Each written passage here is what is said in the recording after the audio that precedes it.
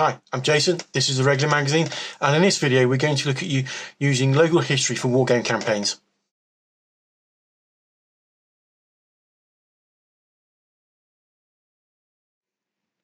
Wargaming is more than just rolling dice and moving miniatures. It's a chance to immerse yourself in history, strategy and storytelling. Now, one of the most engaging ways to enhance your wargaming experience is by drawing on local history. By recreating battles, skirmishes, campaigns or conflicts that happened in your local region. You not only deepen your appreciation for history, but also at the same time create a uniquely impersonal and meaningful connection to your gaming sessions. So why use local history? Well, it's because it has some personal connection as in they're local, the battles fought near where you actually live, and it can make the history feel more immediate and tangible. It allows you to gain a good understanding of the terrain, climate and geography, and it gives you a sense of realism to your scenarios. By exploring your local history through wargaming can also spark an interest in things like historical preservation, create opportunities for collaboration with local historians, museums and historical societies. And while famous battles like Waterloo or Stalingrad are well-trodden ground, exploring lesser-known conflicts allows you to craft fresh scenarios that might surprise and engage your gaming group. Finding inspiration in local history and the local conflicts that happened in your area. I mean, the way to do this, you start with your region's history, whether it's a site of a skirmish during a major war, a frontier battle or civil disturbances. Things like libraries, archives and historical societies can provide invaluable information, everything from old maps to personal diaries. With it also being local, that means the ability to visit those local battlefields or historic locations, and those can give inspiration and insight. The ability to observe the terrain firsthand, imagine where the troop movements, consider how that landscape has changed since the event. We can also incorporate local people, so like legends, as well as all histories and folklore around a particular conflict or war that's relevant to our region. They might not be entirely factual, but they might provide a rich narrative framework to the game. Now, adapting local history for war games, one of the first things you need to start looking at is scale. Decide whether you want to simulate a large battle or some of the more smaller skirmishes. Local history tends to lend itself to the smaller tactical engagements due to the kind of scale and scope. And we can use modern maps, satellite imagery or historical documents to help design our gaming tables. A topographical map of your region could help recreate authentic landscapes. Now, one of the other things we could do is develop scenario objectives. Looking at our local history and the engagements that occurred there may have unique objectives, like holding a bridge, capturing supplies, protecting civilians. We can use these specific goals to drive our scenarios narrative. Now, the other good thing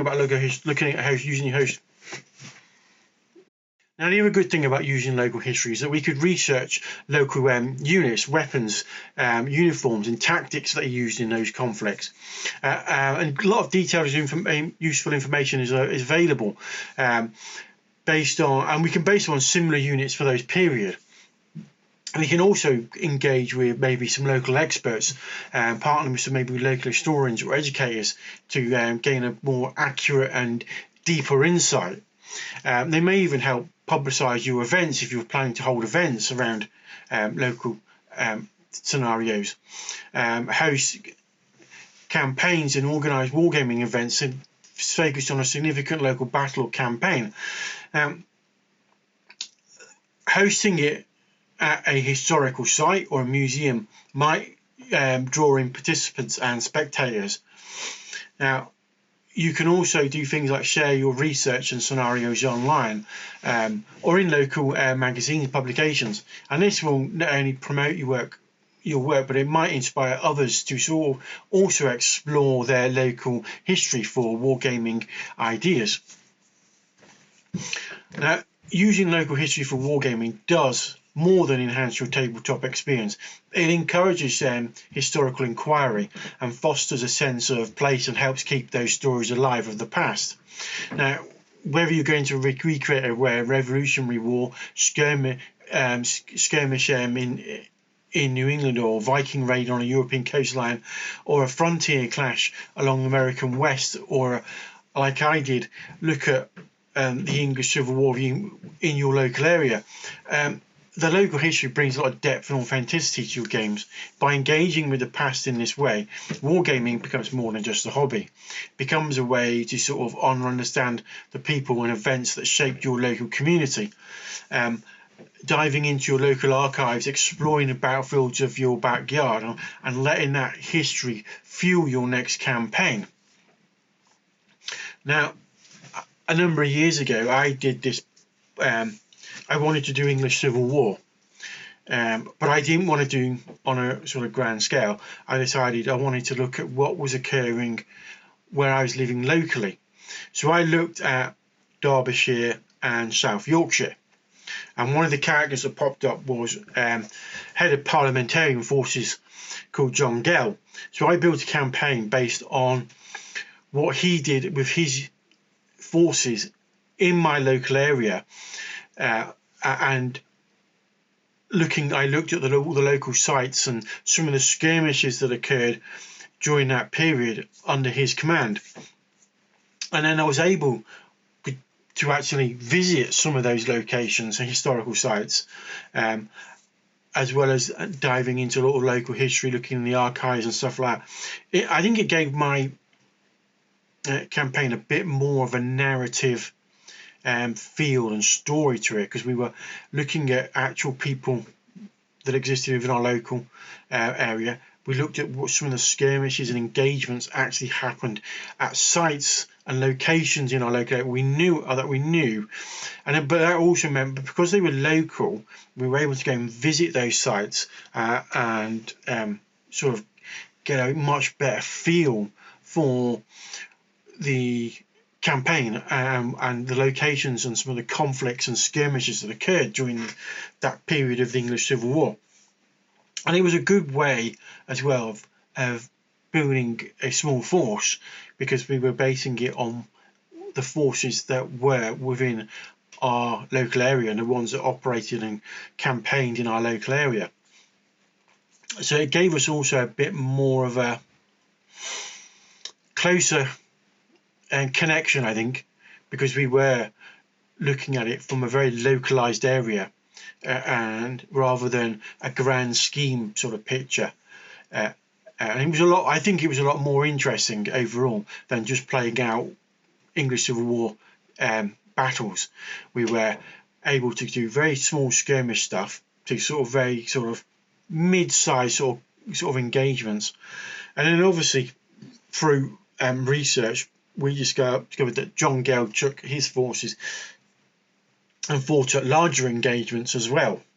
So it was, for me, using the local history and investigating it was really quite a challenge to actually find this information out, and then it gave the whole project a bit more, how you put it, I'm